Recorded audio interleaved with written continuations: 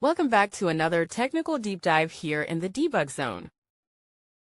Today we're tackling a big question and breaking it down with us from other users. Hopefully this clears up some misconceptions and helps you get the answer you need. So buckle up, stay a little curious, and let's jump right in.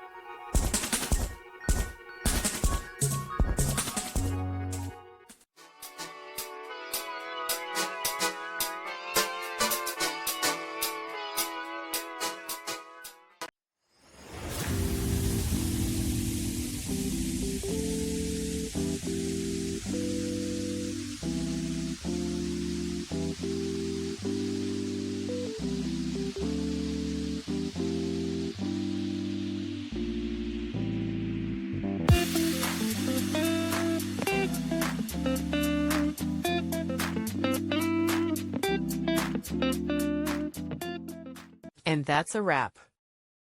I hope you found the answer you were looking for. If you did, take a second to hit that subscribe button. It really helps out. And let me know in the comments which solution worked best for you. See you next time in the debug zone.